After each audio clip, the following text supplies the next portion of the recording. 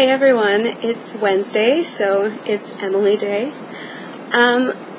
This week's topic is tips for coping with our symptoms. So I'm going to talk about both my manic and depressive symptoms. Sorry, I'm kind of a mess. I am moving into my dorm tomorrow, so I'm kind of busy, but I will try to make this a quality vlog.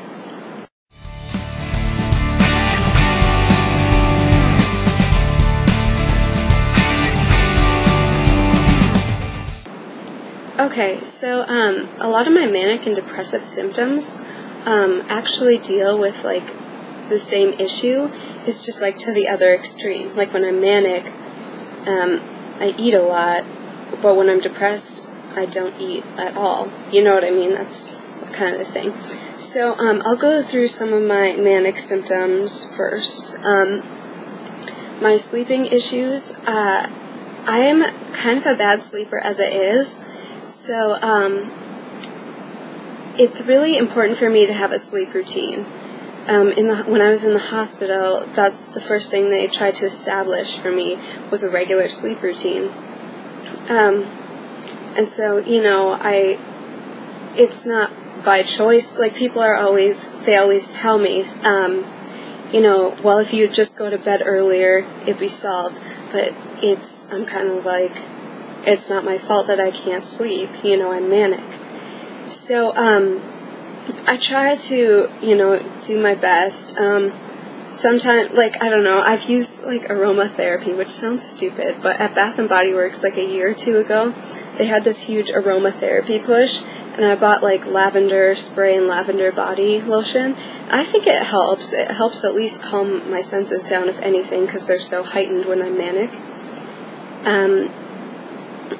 And if if nothing works, usually I'll take a little bit of extra Klonopin because that can help calm my racing thoughts down as well, which is nice. It's just I don't do that all the time because obviously I don't want to get addicted to it. I don't think I would, but I don't want to be dosing myself up. My eating patterns. When I'm manic, most of the time, I eat a lot. Sometimes I just don't. But a lot of times, I just kind of lose track. So what I try to do is keep a food journal, or at least mentally try and remember what I've eaten. Because I have to kind of say to myself, oh, wait, I'm not hungry. Because often, I'm not hungry. But I just keep eating because I'm this is so good, I can't get enough, that kind of thing. So, I'll try to kind of stop and be okay, you've had enough. I have pent-up energy. So for that, I like to exercise, biking and swimming are really big for me. Also, I use photography a lot of the time because I have all these good ideas when I'm manic, and I feel that's a really good way to channel my energy. That's a really healthy way. I can't identify my feelings, or I have too many feelings at once, rushing, For that, I like to journal or blog, and I get a lot of good feedback. I like to blog because I get a lot of good feedback from them saying, okay, calm down.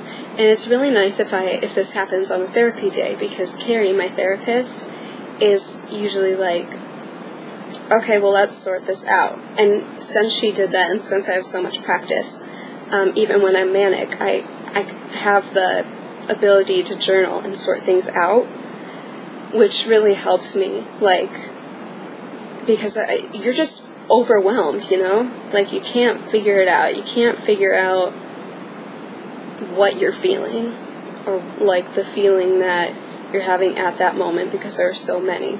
So it's really good to kind of identify where a feeling is coming from, why you're having it, and I think that's really important.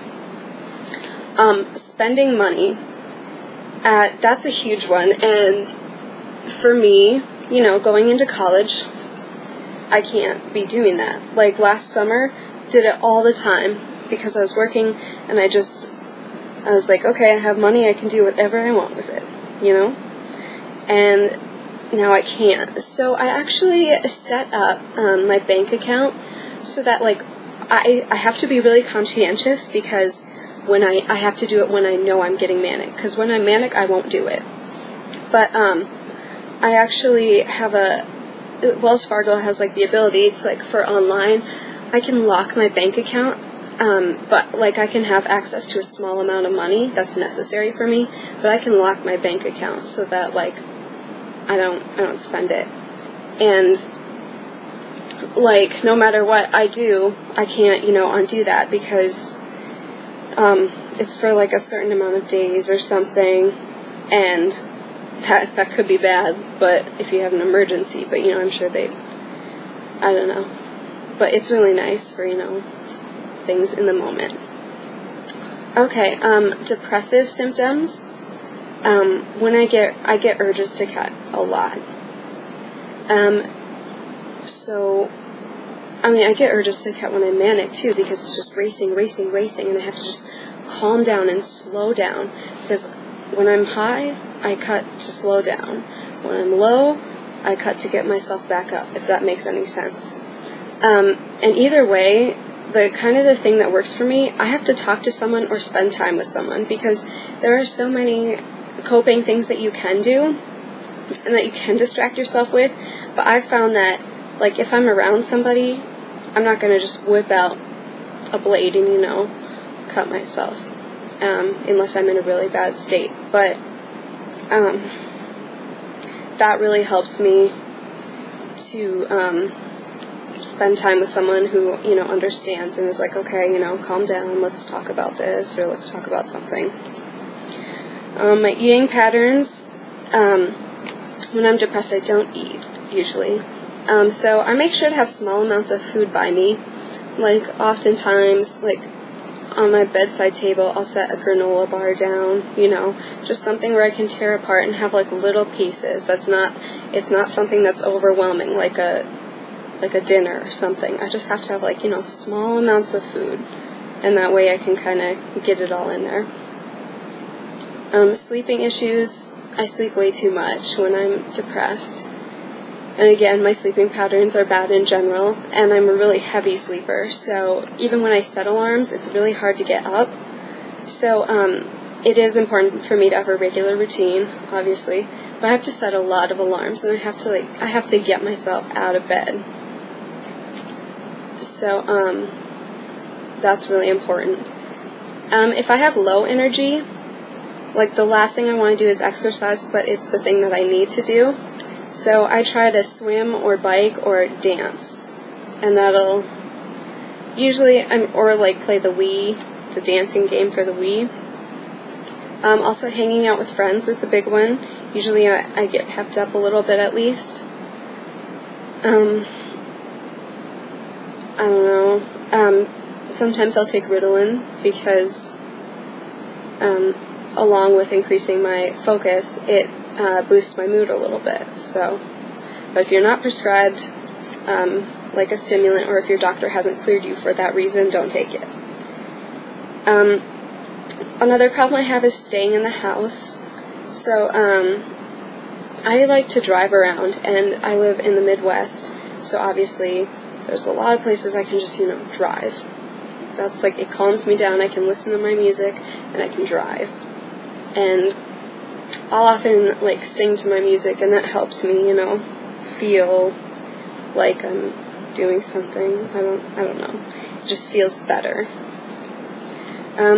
I get really stressed because I either have to deal with manic aftermath, or I'm sitting there like I'm not getting anything done, and that's really stressful. So, first of all, I just try to keep stress at a minimum, and I just think, okay, I'm going to get through this, I've done it before. And that kind of goes along with hopelessness. Basically, remember that it'll pass, because it always passes, and things always blow over, and you will survive this. So next week, I get to pick the topic. I'm not sure what it's going to be yet, but I will be in college. I will be starting college on Monday. So, but I'll make sure to make a vlog, don't you worry.